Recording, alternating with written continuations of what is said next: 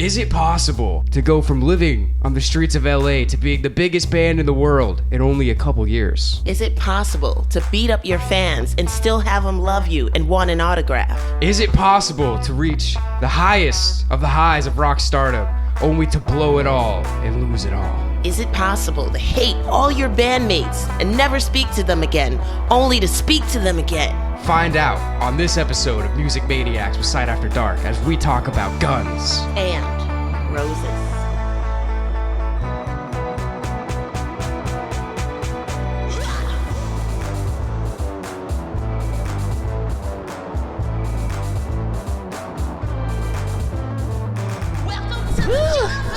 All right, so welcome back, everybody, to the podcast. We're Sight After Dark. I'm Dan Berg. I'm Sifa Graffiti. And we're also the Music Maniacs. Yeah. And we're talking about a fucking maniacal ass band.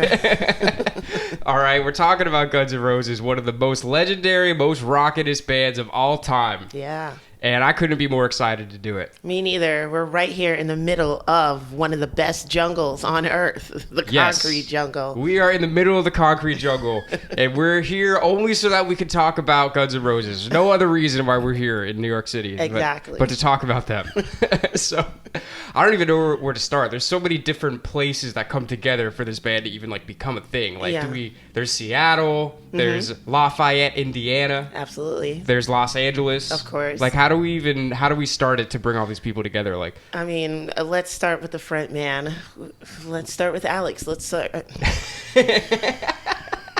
That's staying in. Yeah, I love Alex Rose. No, don't leave. No. Okay, I'll take it out. Okay.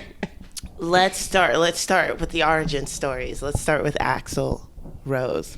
William the Bruce. W. Axl Rose, as he calls himself after his real father. So Axl's from a small town called Lafayette, Indiana. Yeah. And he had a fucked up childhood. Oh, I heard he was like an acolyte in the church and got like honors and like really studied classical music really hard. And like his father was like adoringly sweet, like would take Axl everywhere. His like, real father or his stepfather or both? Both of them. Like they were like the sweetest guys, like never touched liquor, never touched tobacco, like never abused anyone. No, like that's what I heard. What did you hear? Did you hear something different? No. Oh. That's exactly what I heard. Okay. I heard his life was just all roses and love. Yeah. No. He got fucked up as a kid. Yeah, which makes for a great frontman, I guess. But that was a terrible childhood to have. He is the epitome of the redheaded stepchild, is it not? Whoa, I didn't even think about that. That's so wrong. Holy shit. Oh, I'm sorry, Axl. Yeah, we love you. If only you had dark hair. Yeah. Everything would have been okay. Wow. But then we wouldn't have had his amazing voice. Exactly. And people say colorism doesn't exist. But it's so crazy, though, because I was thinking about this. Like, there's no way that you can sing the way that he does without going through a lot of pain. Yeah. There's so much pain in his voice to be able to do the shit that he does. But it's the trauma. I mean, yeah, he was abused by his stepdad. I mean, he was, like, drugged and, like, molested. And his sister was molested by him. Like, the whole fucking thing. Yeah. He was just in and out of jail for, like, his whole teenage years. Absolutely. He did make a friend during these teenage years who would go by the name of Izzy Stradlin. Yes. So that's something very important to note because that will become very important as the story goes on. Yes, we're going to tether to Izzy right now. Yes. And send him on his way. Yes. Izzy and Axl were friends back in Indiana, but Izzy made the first move to go to LA. Yeah. Right? Yeah. And apparently Izzy was always just like very like to himself. He's like a kind of a quiet guy and he just kind of like gets shit done. Yeah. Like he wasn't so much of like a wild guy as like, you know, the rest of the band members that we'll get to. Yeah. He just seemed like kind of like a reserved kind of like, okay, like if we're going to do it, let's do it. Yeah. Best kind of person to kind of like nurture. And he's on his way because he's like, if I stay here, I'm just going to end up wild and delinquent. Yeah, nothing good is going to happen if I stay. I'm just going to end up in jail. Yeah, or a member of the Jackson 5. But that's later. Either or. I mean, you know, it could go. There's only two ways it could go, you know, and it's one of those two ways. Yep. So Izzy went to LA. Axl didn't at first. Because, oh, by the way, his real name is Bill Bailey. Yeah. And he named himself W. Axl Rose when he found out, like, his real dad's name, which was, like, William Rose, I think? Yeah. Something like that? Exactly. So he was in and out of jail as a teenager. He got arrested like 20 something times before he was even like 17. He pretty much had to leave Indiana. Yeah, and apparently when I didn't know this until recently, when he actually left, he was skipping bail. Yeah. To go to LA. Yeah. To try to find Izzy. Yeah. Who was already there. Yeah. Right? And this is back in the day before, Facebook and cell phones. Yeah. So if you're just like, to even say like, I'm going to move to LA to find this one person, it's kind of wild. Yeah. It is kind of crazy. I'm also going to tether him here to a girl who said he was kind of dating at the time. And she was like, yeah, my little brother sings too. And he'll come along a little later. Okay. Yeah. Okay. We're putting out a lot of tethers here, a lot of anchors. You know what I mean? Lots of trails for you to stay on top of. Okay, so keep on top of your shit. All right. So then, I'm trying to get through like all the origin stories. I want to talk about the fucking band. Yeah. So in LA, there was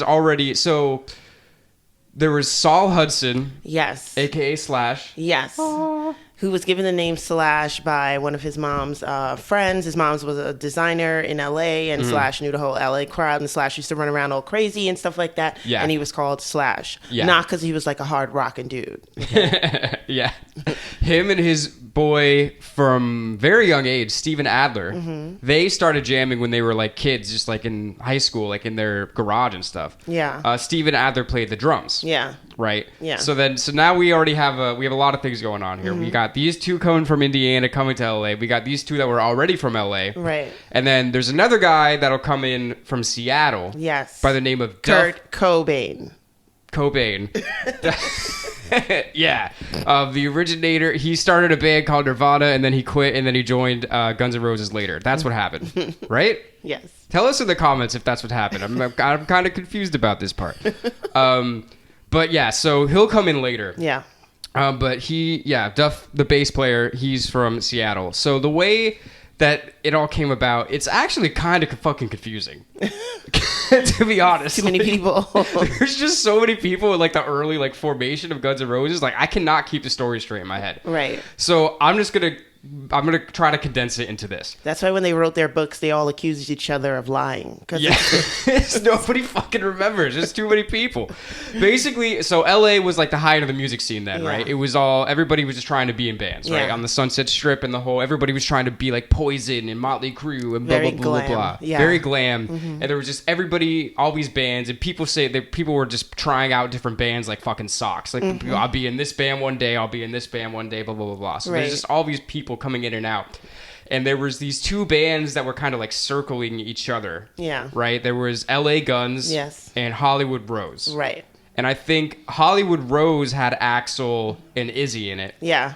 And LA Guns had Slash and Steven Adler. Yeah. Right. Yeah. But then there was this whole they like lived together, but then like the manager of Hollywood Rose wanted to fire Axl because Axl can be a little, he's a little butt sometimes. Just a little bit. I don't know exactly what happened that time, but the fact that the manager wanted to get rid of him doesn't totally surprise me. Probably church theology because, Axl was so good, that it's probably something like that. Yeah, it's definitely that. Yeah. I think their manager was a pastor. Yeah. And he was a little sick of the shenanigans. Exactly. But long story short, there was a bunch of fucking movement around these bands, blah, blah, blah, right. And they basically ended up forming together into one band. Yes. And, it was LA Guns and it was Hollywood Rose. So it became Guns N' Roses. Yeah, which are kind of two hot names. I like LA Guns. I like how that kind of sounds. Yeah. For the 80s, late 70s turned into 80s. Yeah. And I got to say, so obviously Guns N' Roses came about?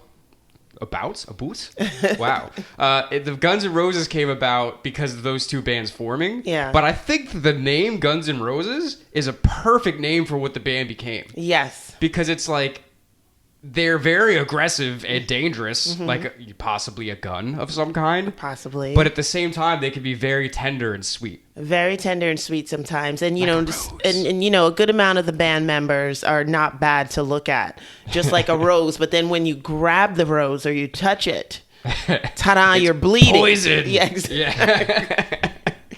You're cut. Yeah, so that's how the band gets together. And like I said, there's so much shit that happened between the LA Guns and the Hollywood Rose. I don't know all of it, honestly. So if you know like more of the backstory of that, tell us in the comments. Honestly, not really super relevant for what we're trying to get into. We're trying to talk about Guns N' Roses, okay? Yeah. So it is what it is. Yeah. If you actually remember or were there, we're going to call you exactly what you are, a survivor. Yeah. So we'd like to honor you in the comments. Please come forth and let us know about the history. Yes. You are a survivor. We respect you. We appreciate you. And we want you to give us all your knowledge. All right. So tell us in the comments. But yeah, so they all got together and actually, wait. So the first tour that they went on was organized by Duff. Yeah. And this is actually something that I still don't really know. Maybe you know. I still don't really understand how they met Duff. It didn't Duff know somebody? Duff knew Steven Adler. Is that what it was? Mm-hmm. Duff knew Steven Adler. I mean, he was up in Seattle and he came down and he was with some band. He was in some like punk bands and stuff like that. Yeah.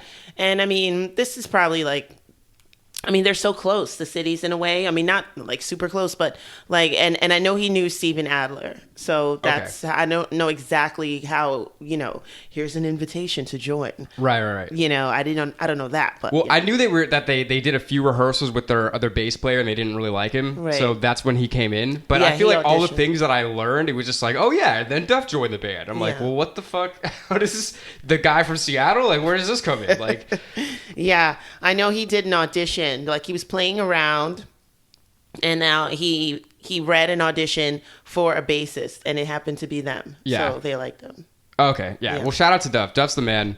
He was like an honor student in high school and shit, like really like smart, like book guy, and then he just dropped out of high school to like play in punk bands. I'm sure his family was super excited about that. Very, very, very happy about it. I mean, I know, for real, definitely coming from like an Irish Catholic family, you know, they definitely want you to drop out and join like a band. And yeah, that's their dream for all of their children. Mm-hmm. He also was called Duff since he was a little kid, and it's not anything like hard rocking. He said it's just an Irish thing.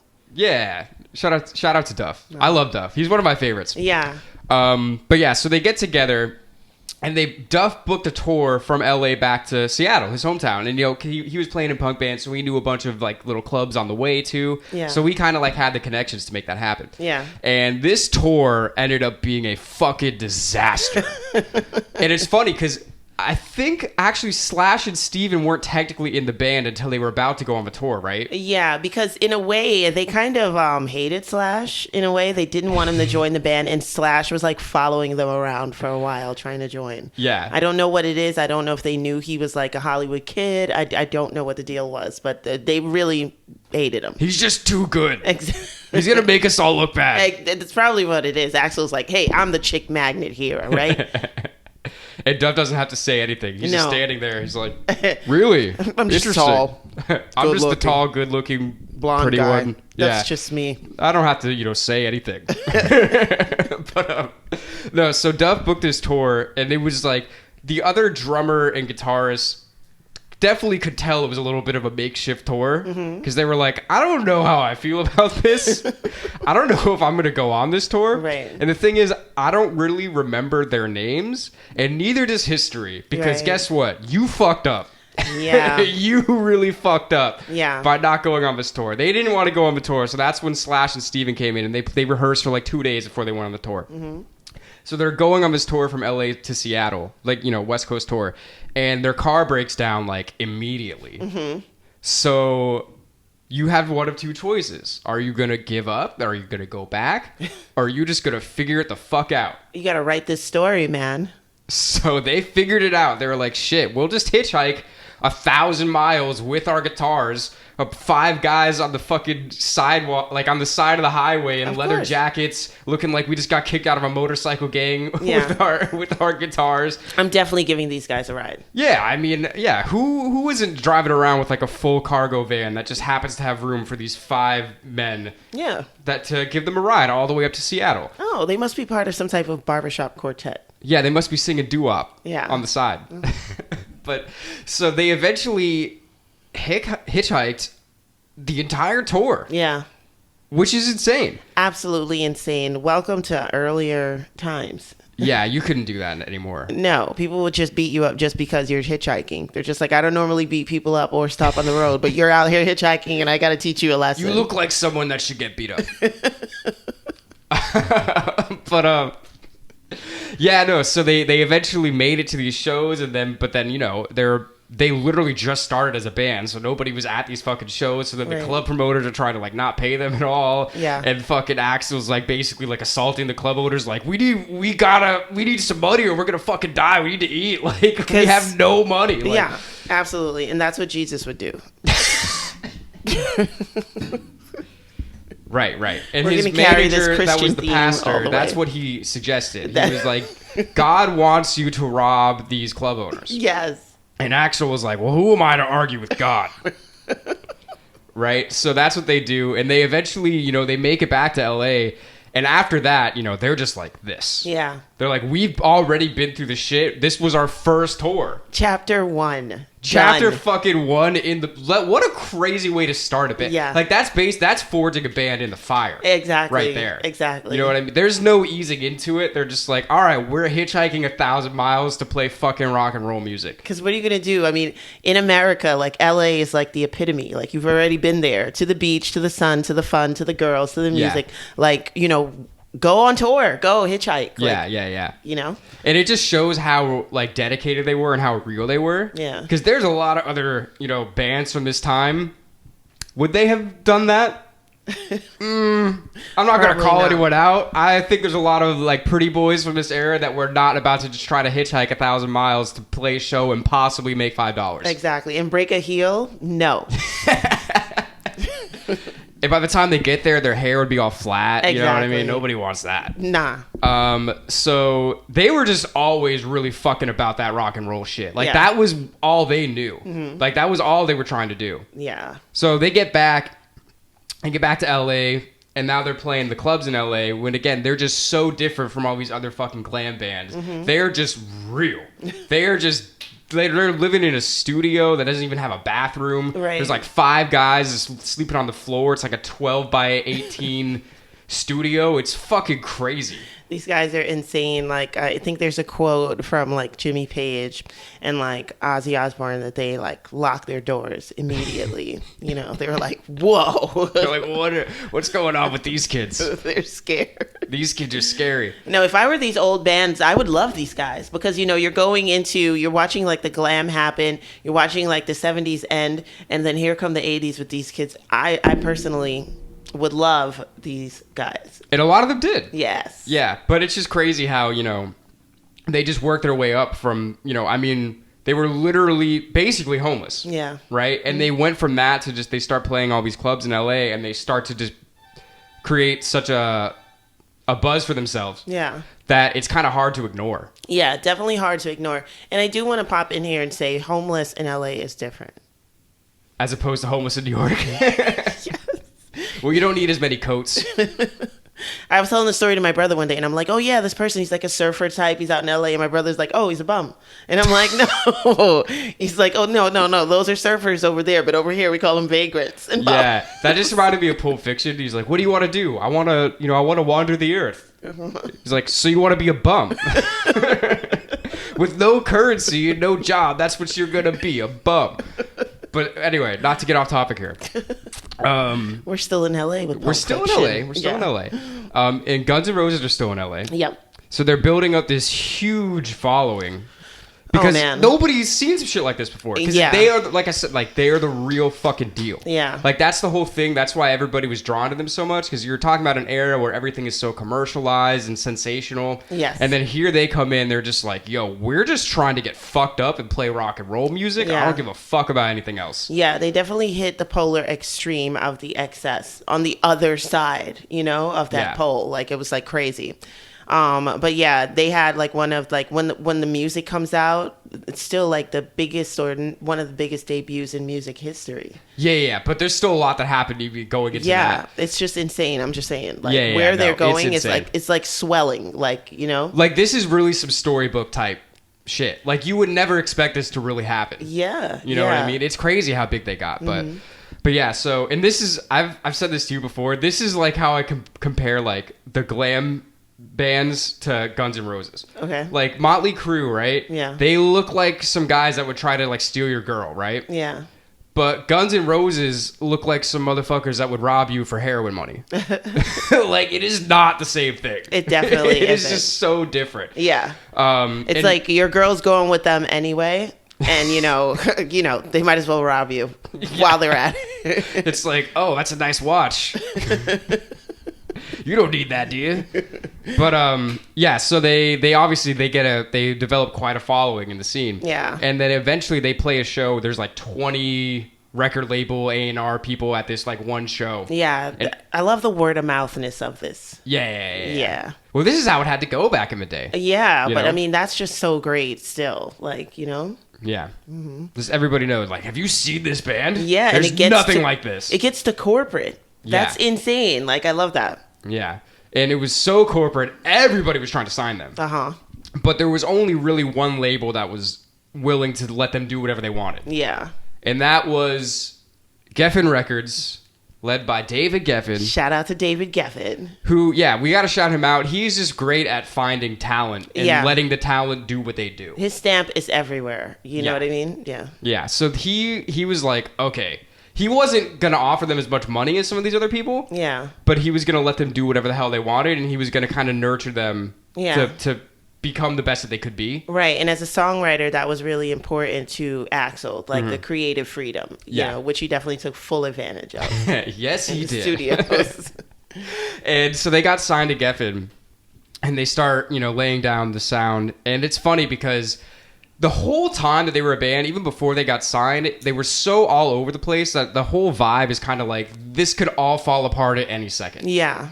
Like, before they had any fame, before they had, like, Axl was always showing up late to shows before anybody knew who the fuck they were. Right. Like, all the band members were getting wasted all the time. It's not like they just started doing that as they got successful. That had been just who they are. Yeah.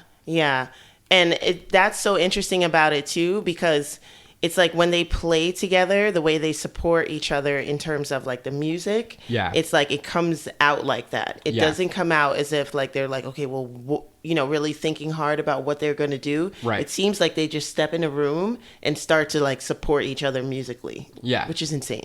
Yeah, and people have said it's like, like when they would be on stage, like they would just be so on the same like page that it would look like they were even like choreographed sometimes, Yeah, but I can they believe weren't. it. Yeah. That's just what they did. Exactly. And know? you can totally feel that. 100%. Yeah, it's cool. So they're in their studio.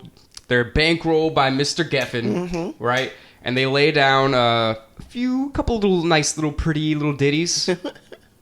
And they record this album called Appetite for Destruction. Yes. And again, does not sound like any other thing that's coming out at the time. No, but it's rocketing up the Christian charts. Yeah, Christian rock loved this band from the beginning. You could hear Welcome to the Jungle on churches all around the country. But no, let's talk about for a second like why the music is so good. Yeah. It's just gritty. It's like punk, it's blues, it's metal. It's just like this whole fusion of like genres that you could really feel the authenticity in it. Yeah. And they're another band who pretty much look like what they're bringing to the table. Yeah. I mean, Axl just looks totally wild. Alex just looks totally wild. Alex Rose. Shout out to Alex. I got to keep that in now that you said that. Shout out to Alex Rose. Alex just looks totally wild though. And and he definitely brings like that screeching energy. He looks like it. He's a bit of a banshee. Exactly. Slash looks completely mysterious, and he's doing it almost on purpose. He's a bit of an exhibitionist, you know what I'm saying, with the hair and the hat. Yeah. And then also Duff looks punk. Yeah. Which is odd. I never really noticed it until I like read up on him. Like, yeah, he does look like a punk rocker. Yeah. Like a lot. And, Izzy is like definitely great as like rhythm because he looks kind of country blues in a way. Right. And Steven looks like Animal in a way, too. Yeah. He looks like a wild drummer. I always used to kind of call him Steven Adderall in a way. Because I love that. Because that's what he is. That's hilarious. But yeah, so, and I always love the way Slash's guitar supports Axl. It always sounds like Axl is singing and nothing can like cut into his singing, but Slash's guitar always sounds like somebody's kind of like whispering in your ear while you're singing in a way. Yeah, it's almost like he's boosting Axl's vocals up. Yeah.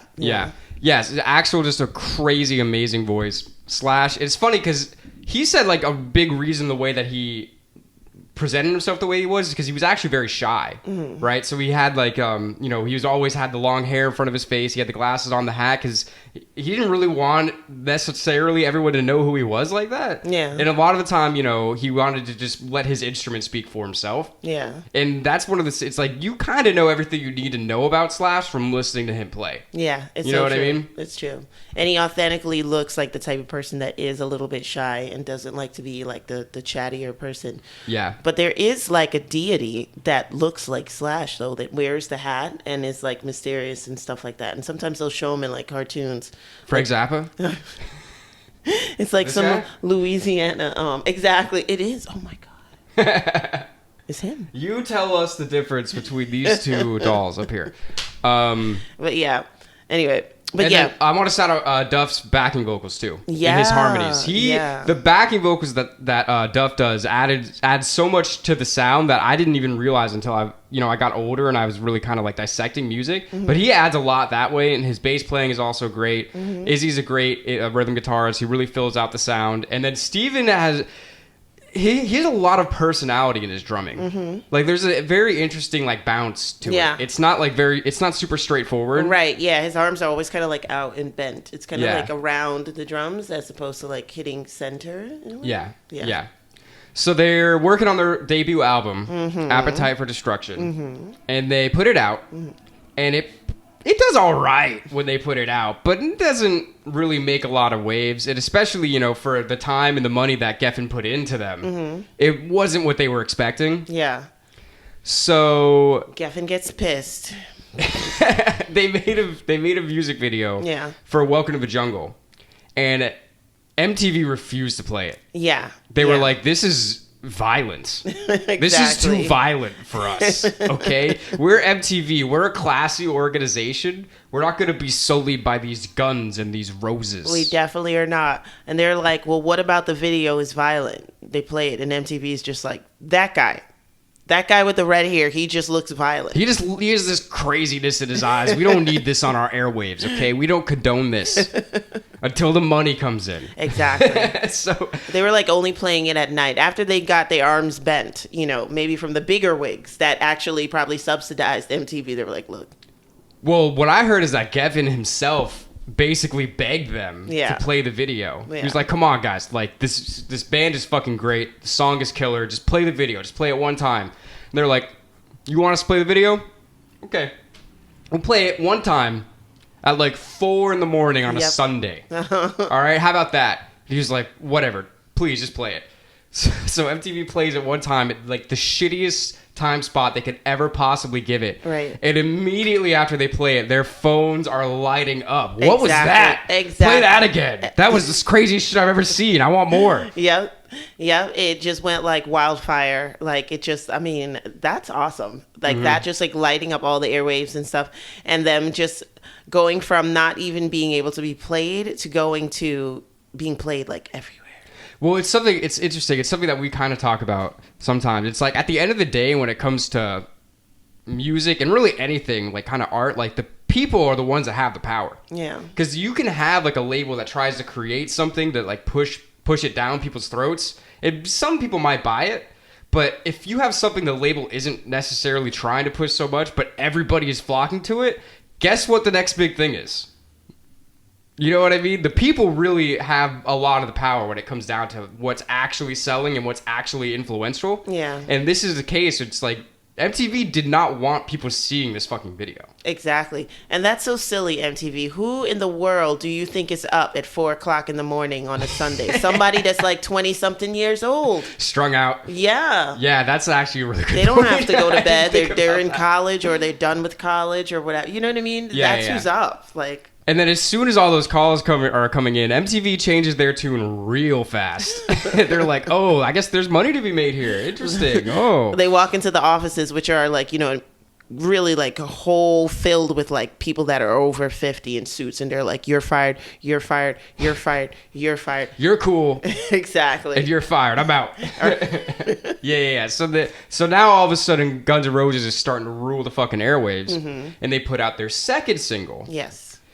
Sweet Child of Mine. Oh my. Do do do do do do do do. The guitar riff on that song, fun fact, was originally just a little practice riff that Slash was messing around with. He thought it was some kind of like fun circus sounding riff, and he was just playing it as like a joke. And I think it was Izzy or maybe Duff that was like, "Whoa, what's that? I like that. Let's make something out of that." So they made this song, Sweet Child of Mine, which is a beautiful love song.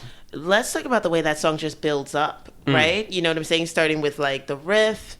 And then the little bass solo, the bass that comes into it, that's beautiful. And then the way, like, you know, the drums start to set up the doo-doo, like everything kind of flushes through. Yeah. Right? And then the build up, then it builds, right? Yeah. And it comes in, and then you got Axl's voice, which is just nobody sounds like that. Yeah. I like when he goes, as soon as he says reminds me of childhood memories, the way like Slash plays is just like boing, like right with him. That is like awesome. Like, and that's what I'm kind of talking about. The beauty of the way they kind of support each other in like little parts of music or vocals that you don't really necessarily need to have that kind of support. Like in Reminds, that's not the end of the lyric. That's not the beginning of the lyric. He's not going super high, but like that's like very memorable. It's like, Slash is like, let me accent this. Yeah, the chef's kiss. Just, what is it? Salt Bay? We add the salt? Exactly. That's Slash. Yeah, so now, and that song goes to number 1. Yes. It's their only number 1 song. Right. So now it's been like a year since the album came out. Yeah. And now the album goes to number 1. Yeah. And that is fucking crazy. Yeah. I mean, that's, I think, almost more impressive than having it go out right when it comes out. Exactly. Like to number 1 right when it comes out. That's a slow burn. Right? That shows it has staying power. And it's like, it's kind of just like, it hit when it needed to hit. You know what I mean? And now that album is like, it sold like 30 million worldwide. Like, 35 last time I counted. So, oh, really? Yes, I actually sat and counted, and I was like, oh, wait, 1 million. You know, can you imagine how long it takes to count to 1 million? Oh, my God, no. It's 35. Yeah. No, it's fucking insane. And it's one of the greatest selling albums ever. I mean, if you're talking best-selling albums, you're talking like Thriller. Yeah. You're talking like Led Zeppelin 4. Appetite for Destruction. Yeah. You know what I mean? There's just not many albums that have sold that much ever. Yeah. Take that, Beatles. No, and it does. Yeah. Take that, Paula John. You ugly guys motherfuckers. Cut your hair for that? No, just kidding. But and even Duff was saying, he was like, it went from being like, you know, we had like a little buzz in LA to like now everyone all over the world knows us. Yeah. And this is an excess time. In America, okay? Like, this is crazy. It's the 80s. This is almost wrong. Shout out to Reagan. Exactly. Yeah, but when you think of how big it is, how big that album became, it's fucking absurd. Yeah. I mean, you said 35 million? Yeah. Think about that. I mean, that's like, I don't know how many people, what the population of America was at the time. Let's say it was 200 million. Right. You take away the people that are too young to be buying albums, you take away the people that are too old that are like, I remember when music wasn't all about the devil and blah, blah, blah, blah. You take away all those people. Which was never, but anyway. Which was never. But, you know, this rock and roll music, it's like a new level of devil worship. You know what I mean? But you take away all of those people, and you're left with just like the music buying public. Probably like half of everybody that was in the music buying public bought this fucking album. Everybody had this album. Like, it was just you couldn't stop it. It was a juggernaut. And now we're saying, like, you think about it, like, they literally went from hitchhiking 1,000 miles to Seattle, being basically homeless, to being the biggest band in the fucking world in like 2 to 3 years. Yeah. It's crazy. It's like, it's almost impossible to do what they did. Yeah, it's too much. It's wrong. It's guns. It's roses. Yeah, it's like having a gun with a rose inside of it. What? Instead of a bullet, you get a rose. Exactly. But yeah, they basically just became the biggest band in the world, and then they wanted to keep the success going, so they recorded what was it, the Spaghetti? No, GNR Lies. Right. Which apparently they recorded in a day. Yeah. Which is also wild. Yeah, but that I could see, because it's like you're super saturated with everything that you worked hard for.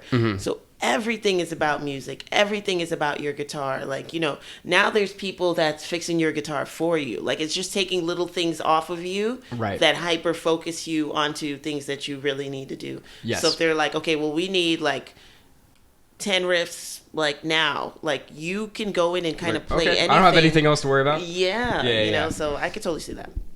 So that's also, so there's a lot of good things and a lot of bad things about this EP. With great fame comes great sobriety. Well, let me go with the good first. Patience is on that EP. Yeah. One of my favorite songs maybe ever. I have a love-hate relationship with this song. I was just going to say. Why is that? I love that song. I'm just so moody with this song. Some days I'm like, I love this song. And some days I'm like, I don't want to hear this shit right now.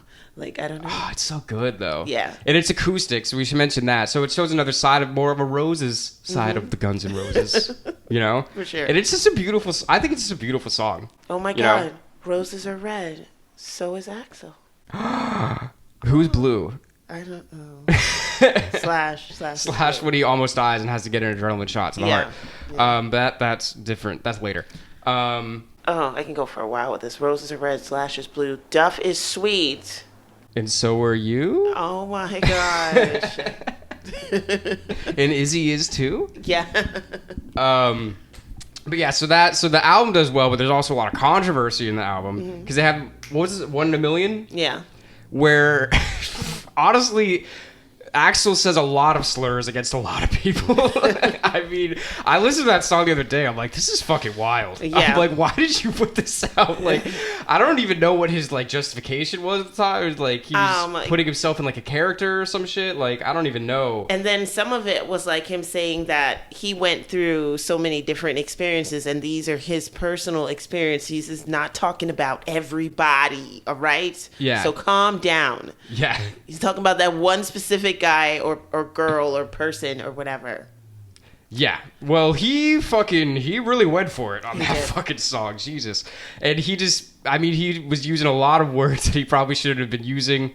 Some words that start with some F's, some words that start with N's. Yes. And Slash was not very happy about that. No. Considering Slash is mixed, his mom is black, his dad is white, and Axl is fucking saying this shit on a song, and he's like not, very happy about that. Yeah. And I think at this point is when the band kind of becomes like, how much shit are we willing to put up with from Axl? Yeah. That's what this kind of says to me. The fact that they just still went along with it. And because that is kind of how it progresses more, is like as they get bigger and bigger, Axl just kind of tries to take more and more control of basically everything. Yeah. Obviously we'll get to that. So after that, they're like, hey guys, let's take a little break. We need a timeout. Axl's swearing and cursing. He's offending. Maybe it was the swell of rap music. He was like, hey man, they're using those words, so everybody could use those words. I'm glad you actually brought up rap music, because it's funny. Everyone talks about it like, oh, rap music, the language is so blah, blah, blah. It's so awful and blah, blah, blah. There are some Guns N' Roses songs that are just as fucked up, if not more fucked up than like any rap song I've ever heard. Yeah. Like their shit on Appetite for Destruction was like gross in a way. Like it was fucking grit. Like, yeah. That's why Axl started rapping after. There's there's literally, what was it? It's So Easy. There's a lyric, turn around, bitch, I got a use for you. Besides, you ain't got nothing better to do and I'm bored. Yeah. And I'm like, wow. Like, I still, to this day, I hear that. I'm like, that's probably the most fucked up lyric I've heard in a song. That's quality lyrics. Because it wasn't like I'm portraying a character like, yeah, I'm going to shoot everybody, blah, blah, blah. That just sounded like some shit he might have actually said to somebody. You know what I mean? Like, it's fucked. And also, thinking about that song, Axl has so many voices. Yes. It's kind of crazy. I remember when I first heard that song thinking it was a different singer. Yeah. He's loaded with he's loaded with demons.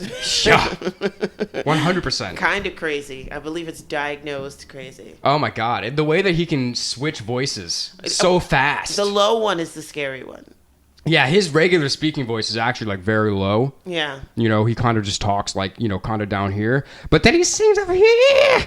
You know what I mean? It's crazy. And like I've seen content where he'll just be like, everybody, you know where you are? You're in the fucking circle, baby. It's somebody, I remember like one of their friends saying like, if somebody came up to me on the street and was talking into that normal voice and then went into that scream like that, I would think they were a fucking demon. Exactly. And I didn't even think about it until he said it, but I'm like, that's pretty fair. Yeah. I would also think this guy's a fucking demon. This is crazy. Yeah, I've only seen people do those voices on like weird hood movies where it's like a person's like high on crack or something like that, and they're talking regular, and then you offend them somehow, and then they go real low. Yeah. Like, look, and you're just like, oh. But that's just Axl's life. That's just how Axl lives his life. So anyway, so after GNR Lies, they took a little break. Yeah. Which turned out to be a terrible idea. Right. Because here you have these people that, again, they were already into drugs and alcohol and shit way before any fame, way before anybody who they were. Mm-hmm. And now they're super successful. Yeah. And they have money and shit. So it's like now the only thing that was keeping them kind of in line was that they were always writing, they were always touring, they were always doing music, which was always, at the end of the day, they always said like, even though there was so much fucked up things going on, they were all fucked up all the time. When it came down to being a band, when it was time to go, like they were all ready to go. Yeah, they had a really good ethic. And the reason why like the first members started leaving the band was because of poor work ethic. Like even if you did your drugs, like you had to show up to work. Exactly. And it's weird because we didn't have social media back then, like as a country, but I think that's the reason why, like if you take time off for too long back then, you could easily kind of be forgotten about. Like because you could just fall into the abyss, basically. Yeah, you couldn't remind somebody every day on social media that you were like feeding your cat. Or, you know what I'm saying? You could be like, oh, I'm working on this new riff today. Right. It's like, you got an album out or you don't? You on tour or you're not? Then you don't exist. Right. But anyway, so they took a break and then, they just had all this time to just go even further into their fucking drug habits. Mm-hmm. And the person who went the furthest was Steven Adler. Right. And it became a big problem. Yes. Because after they get back from their little time off, they're starting to get together to make their follow-up to the biggest debut album ever. Right. And Steven was just so into the heroin at the time that he literally couldn't even play his drum tracks. Yeah, it starts to affect his work. Like, that's the problem, Steven. And it's funny because we've talked about this before in other podcasts because, a lot of musicians, they do a lot of drugs. I don't know if y'all knew this. A lot of successful musicians, not always the most sober. Sometimes. But it happens a lot. And we've said before, it's like, if everybody's doing drugs, at what point is it like, okay, you specifically got to go. You're doing too many drugs. You know what I mean? When everybody's fucked up all the time. Right. Although apparently Axl was never that much into the drugs. I didn't want to say that. Right. It was the alcohol and the anger for him. Very Christian. The anger is his drug. Yeah, very Irish Catholic of him. So Steven couldn't play it. He just couldn't do what he had to do anymore. Right. And they fucking fired him. Yeah, got to go. Which obviously was not good for him. He just went further to depression and drug addiction after that. Right. But it is fair. And no reason to hate the band for something like that. They're a band after all. Yeah, I mean, I feel bad for the guy. And, I see interviews with him now and I still feel kind of bad for him. But it's like, at the end of the day, if you can't do your job, like, we got to get someone that's going to do your job. Like, there's a lot going on here, bro. That's what the arguments are probably like. Fuck you, man. You're always fucked up too. Hey, man, but I show up. Fucking time, man. I play my goddamn guitar, okay? So they fired Steven. And it's interesting. I feel like that really is the beginning of the downfall. That sucks. Yeah. Right? Because the real magic of that first album was those 5 guys. Hey, 4. You guys should have rallied. No, I'm just kidding. I don't know. But it's one of those things like you can't help someone that doesn't want to help themselves. Yeah. So, I mean, I wasn't there. I'm sure they talked to him first. You know what I mean? I'm sure it wasn't just like, oh, these drums don't really... You're gone, bro. Sorry. Yeah. I'm sure they were like, hey, man, like, this isn't working out. Like, we got to clean it up. And he couldn't do it. Right. Yeah. Totally understandable. And the culture of the day, too. The 80s is like 1 minute you're in, next minute you're out. It was the whole world back then. But it's just so sad because, again, you know, Steven and Slash, you know, they've been friends since like middle school. And like we said, they went on that tour really bonded them together. And that's why the 5 of them were so tight. That original tour they went on. And obviously Steven was part of that. And now they just lost part of that. So they replaced him with Matt Sorum from The Cult. Right. Who is a great drummer. Yes. But again, Steven's parts had so much personality to it that you can't really replicate. Yeah. You know? So Matt does a good job, but there's definitely, the chemistry is different for sure. So they're in the studio and they're working on the follow-up. And I don't know when they settled on the whole idea of the marketing for this, but it is such a perfect example of excess. Okay. It is so fucking funny how they did this album. Right. Use Your Illusion, right? Axl really was like, we gotta one up Appetite. We gotta do shit we never did. Yeah. We gotta bring in different elements. We gotta make this music way bigger and better. Yeah. You know, just, again, excess. It needs to be the biggest possible thing. The music videos have to be ridiculous. Yeah. We're gonna have Slash playing a guitar solo out front of this church in the desert. Best and we're scene gonna have ever. a fucking helicopter filming it. And I'm gonna jump off an aircraft carrier that we rent from the fucking army. Exactly. And like, just crazy, just excess. Yeah. And to me, the peak of this is like, okay, so we have so many songs from so many different like things that we're trying to do that we have 2 albums. Yeah. And most people would be like, okay, so we're gonna put out a double album. Yeah. Called Use Your Illusion. 2. Also. But they did not do that. No. They were like, we're gonna put out Use Your Illusion 1 and Use Your Illusion 2 as 2 separate albums. That's right. At the same time. Yep. So you gotta buy both of them. That's and what guess you do. what? You're gonna buy both of them because we're Guns and fucking Roses. Okay? And what did people do? They bought both of them. They bought both. They bought both of those. It's so fucking crazy. Use Your Illusion 1 and 2 both sold like 5 million copies like the day that it came out. Yeah. It's just insane. This is just this is just such excess in the music industry. It's not too only the music itself, which is becoming way bigger, and you know, there's obviously Use Your Illusion 1 and 2, there's great stuff on these albums. Yeah. But the sound is so much different. Yeah.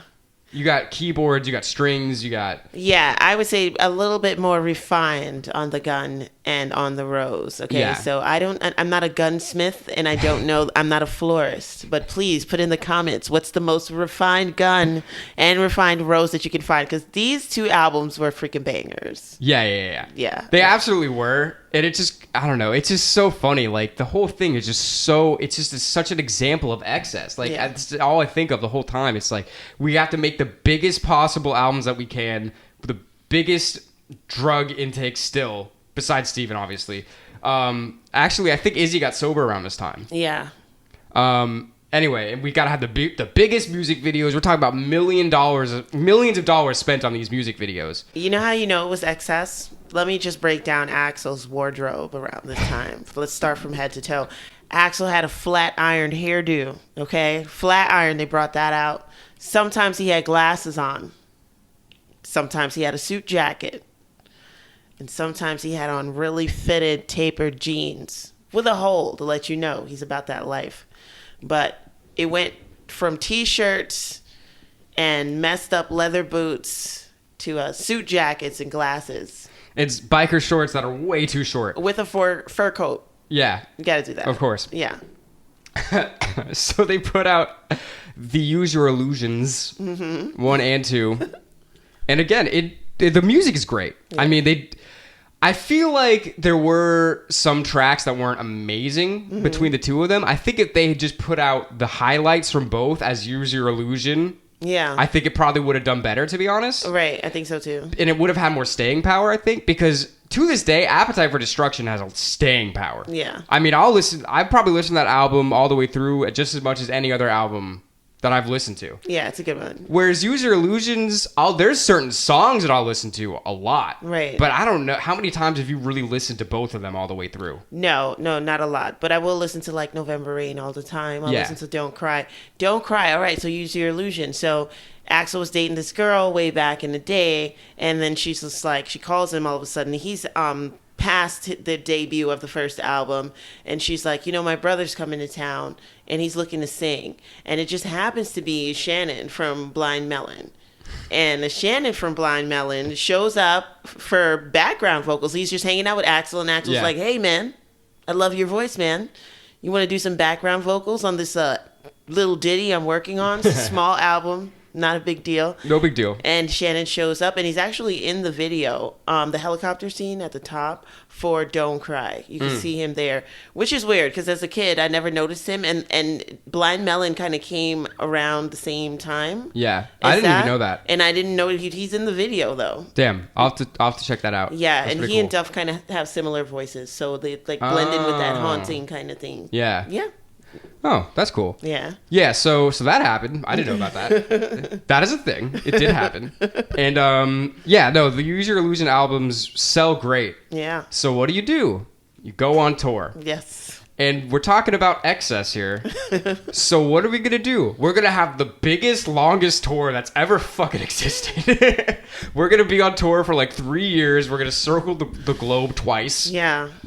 And at this point, it's just getting so big that it's just bound to fall apart. Yeah. And like we were saying before, like the entire time that this band existed, there was a feeling like it could fall apart at any moment, which is kind of what made it so good. Yeah. But now it's like, and Duff was saying at this point, it's just a fucking machine. Yeah. There's just so much, like, I mean, you're employing hundreds of people. There's so much money involved with this. It's like, now it's like not even, it's not really fun as much anymore. Now you're just getting pushed along. Like, you got to do this. You got to do this. Right. That's how Duff said that he felt at the time. Yeah. What's the briefing like for these meetings? It's like, hey, if you are ever thinking of having a life of value, family, kids, retirement. Forget about it. Forget about it. We're Geffen Records and we own you. No. So at this point, not only do they have a new drummer, yeah, but Izzy is sober and he's getting real sick of everybody else being completely fucked up all the time. Yeah. And he was like, you know what? I'm done with this. Yeah. This is just too... And again, he was always been like a quiet kind of guy. Right. And they're the biggest band in the world. There's eyes on them, ears on them, everything. There's this whole machine wrapped around them. He's like, I'm out. Mm-hmm. I just don't want this to be my life anymore. Yeah. Which I respect. That must have been really hard for him to do. Yeah.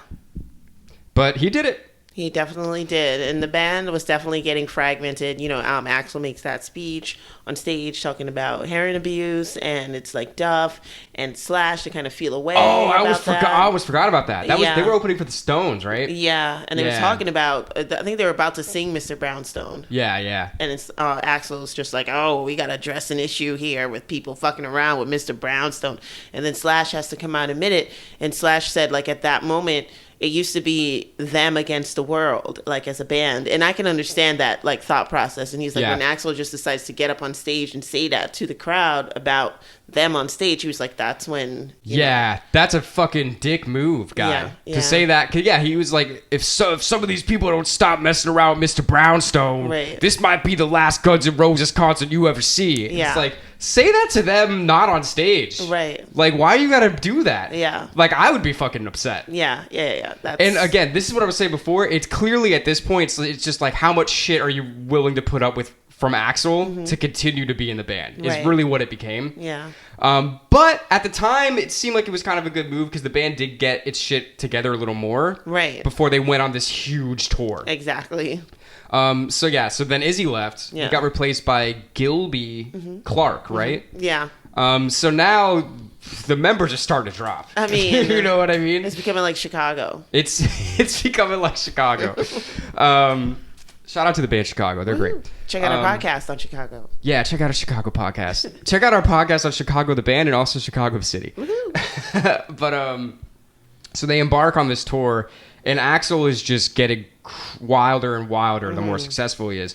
And it's not even a drug thing. It's really just an ego thing at this point. Yeah, an ego thing. And all you need, I mean, he didn't have like alcohol issues. It wasn't like a rehab issue, but like all you need is kind of like a little bit of alcohol when you have an ego issue. Honestly. Yeah. So Axl, he starts to really believe that, I am Guns N' Roses. Guns N' Roses is me, and I am Guns N' Roses. It is what it is. See Roger Waters down below. Yeah, yeah. Shout out. He takes a page out of Roger Waters' book from Pink Floyd, and he's like, I am Guns N' Roses. And he starts doing crazy shit. I mean, so the most infamous is this thing that happened outside of what was St. Louis, right? Right.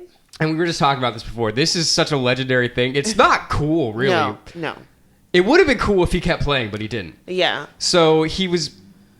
First of all, his outfit is crazy. I'll put a picture of it right here. But yeah, he's wearing like a cop hat with like a fucking fluffy like fur coat jacket and like super short shorts. White sheen like biker shorts. He was wearing shit during this tour that only he could ever wear. Absolutely. Nobody before or since has ever tried to wear some of this shit that he's worn. Sometimes you're cold and sometimes you want to work out. Yeah. And sometimes you want to stop people from doing things, which segues into what's happening right now. Yes. So, and also, I gotta say, the dude that was filming this is also a fucking idiot for being in the front, in the very front, because somebody was filming the concert, right? And this is before, now you go to a concert, everybody's on their phone all the time. You don't even know if they're taking a picture. You don't know if they're filming, whatever. Like, you can't look at somebody on their phone like, hey, get that shit out of here. Like, that would be, you would be doing it all the time. There would be no show ever. Right. And this guy's flashing. I don't think he's like filming only. We're like, right? Isn't this, he's like flashing in his face? Or am I just dreaming this up? I didn't hear about that. Okay. What I heard is like, because back in the day, you had like a camcorder, right? You had to put it on your shoulder. Yeah. Like, it was a big thing. And this guy is like in the front row. Okay. So he's like standing there like,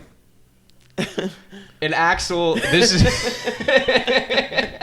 Dude, that reenactment was pristine. It's so fun. This is the best part of this to me, is because like we said before, Axl is a man of many voices. Yeah. And he can go from the highest scream to the lowest low of his normal voice so fast. He was singing this song, Rocket Queen, and it sounded like something this, here I am, a Rocket Queen. Hey, take that.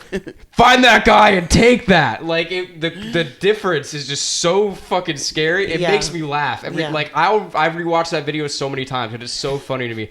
Here I am. Hey. You know what I mean? It's so crazy. He's like, hey, somebody get that. And then security didn't go to get it. And it's like, he didn't really give him a lot of time, to be honest.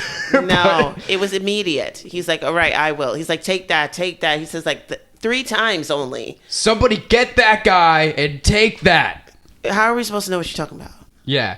He's like, all right, I'll take it, damn it. And he does the most aggressive stage dive. This is how you know that he had been in fights and he had been in and out of jail. Yeah. It wasn't like, he fucking dove at this guy. He did. And if you kind of slow it down, which I never have, but having to think about it, I feel like his arms were kind of like twisting in the air. Like he was preparing. Yeah. He was ready to swing the whole time.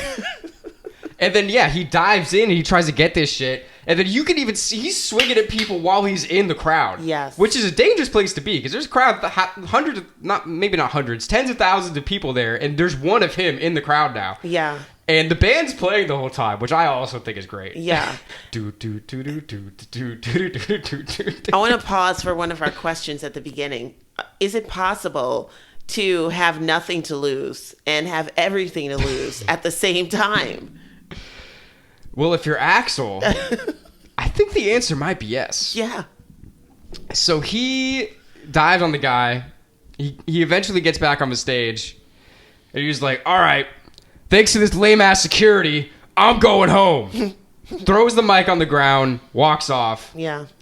And it's really crazy because, it's a shitty situation for the band because they kind of have to follow. Yeah. It's like, what are you going to do? Like, okay, Duff, go sing for Axl. You can't do it. Yeah. You just can't do it. No. So they had to get off too. And they were saying that backstage, they could hear the noise of the crowd go from cheers to like this low, angry rumble. Yeah. And they start just throwing shit at the stage and a riot breaks out. A literal riot breaks out. They're like, hey man, he said he's going home, so we're out. Like, it's not a house party, man. Yeah, it's fucked up. And I mean, he literally gets arrested for inciting a riot. Yeah. They said they were driving and you can see like slashes or somebody's like amp on the street, like for miles, like this thing went on. Like, it's crazy. Yeah, they destroyed their equipment. They destroyed the stage. They destroyed this arena, which apparently had just been completed. And it's funny, like, when we were talking about in our Queen podcast. Yeah. how when they first started doing stadiums in like South America, like the governments didn't want them to do it because they were worried about how the people would react. Yeah. And with Queen, it wasn't a big deal because they were just they had such love to give out with the band. But basically, Guns N' Roses in this moment was the exact opposite of Queen, because what happened here is exactly what those people were worried about. Yeah.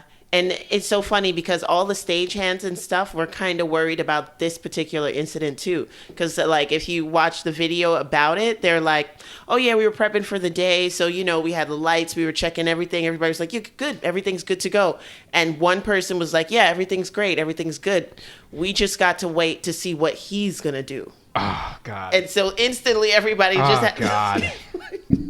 That's the worst. That's the worst. Yeah, and that's what he did. Yeah.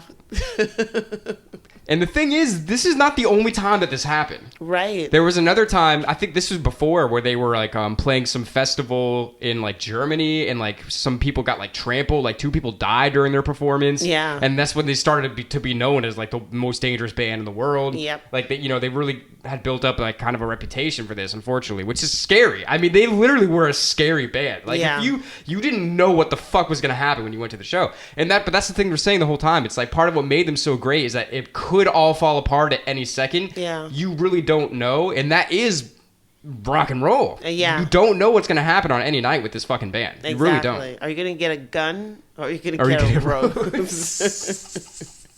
They should have had a reality show where somebody's dating. They should have made Slash do it. Instead of that one that Bret Michaels did? Yeah, exactly. It would be Axl. Yeah. Like, do you get the sweet, kind Axl, or do you get the angry, alcoholic Axl? That'd have been awesome. I would have watched that. Hell yeah. Yeah, but that never happened, unfortunately. We were robbed of that show. Thanks, MTV or VH1 or whatever. So then after that, they go on tour. They also doing some tours with Metallica, a co-headlining show, which would have been fucking amazing to be at. And this is crazy because I always knew about the incident where James Hetfield got burnt. Oh, another person that we have up here. Hey. James Hetfield got burned by pyrotechnics at one of their show, and he couldn't complete the show because he was like, I mean, he had like 3rd-degree burns on his whole fucking body. Like, that's a pretty good reason to not be able to finish the show. Yeah, excuses, James. Here we go again with him. God damn it, James.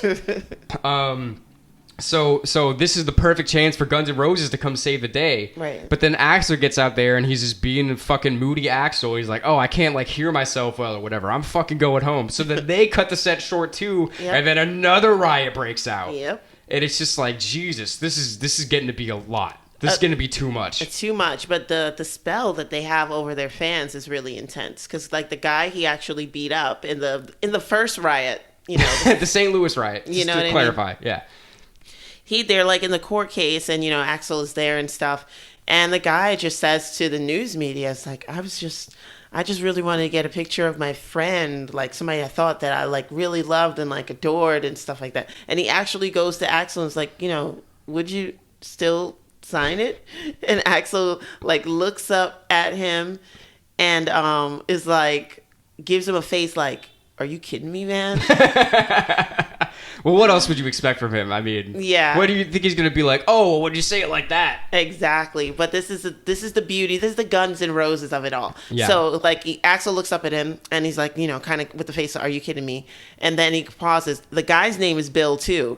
So, he says to him, "You want me to say it Stability or Bill?"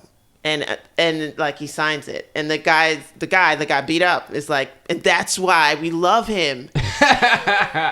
I mean, that is a really good, you know, sometimes you get the guns, sometimes you get the rose. Exactly. Sometimes you get both. Yeah. He got both. Yeah, he definitely did. He's a legend, too. He's a legend. But, yeah, at this point, it's just clearly all about to fall apart. Mm-hmm. And Axl, in addition to just being widely unstable, he's basically like, hey, guys, he says to Slash and Duff, because they were the only original members left at this point. Mm-hmm. So I am Guns N' Roses, if you didn't know. And what I need for you two to do, even though we know we've been through all the shit together and we were fucking homeless in LA and we've gone to these peaks, you know, together, I need you to sign over the rights to the name Guns N' Roses, because I'm Guns N' Roses. Yeah. And I'll be damned if any of you motherfuckers try to be Guns N' Roses without me. And again, it's just kind of like, how much shit are you willing to put up with from Axl to be part of this huge thing. They did it. They did. They put up with so much, and we, the people, put up with so much too. I just want to say, like, just like reading their history is like, at this point, it starts to get kind of draining. They start to join different bands, and like the music is still, you know, with the exception of Axl, like the music that they're making, Velvet Revolver, and all these things that they do, it's good music, but it's draining. Like, you know what I mean? It's just like, oh, here we go. And by the time they get around to doing this, you know, Legend of Chinese Democracy, some album that they put into the ether, right, you know, that they promised to bring out, and all this stuff like that. Like, by the time they fall apart, people are kind of almost relieved in a way. Well, yeah, okay, so I'm glad you brought up Chinese Democracy, because that was after they finished the huge Use Your Illusion tour, which is years around the world multiple times.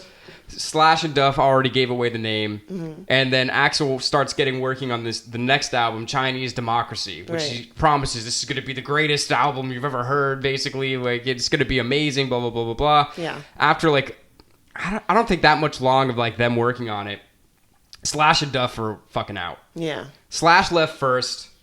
And then Duff left. He said it wasn't even really like an ego thing or like whatever. He was just like, look, like I'm married now. My wife just had a kid. Like, we're touring. It's exhausting. Like, I was just done. I was just at a point in my life where I just didn't need this anymore. Yeah. Like, we've been doing this for, you know, not even really that long, to be honest. I mean, this whole thing happened in less than 10 years. Yeah. Going from the, you know, fucking bums, basically, right? To being the biggest band in the world, to everything falling apart. This all happened within a decade. Yeah. Which is crazy, because I feel like as a band, like the bands that stay together for like a while, I feel like they usually hit their stride like 10 years in. You know what I mean? Yeah. And they didn't really even get a chance to make that happen. No.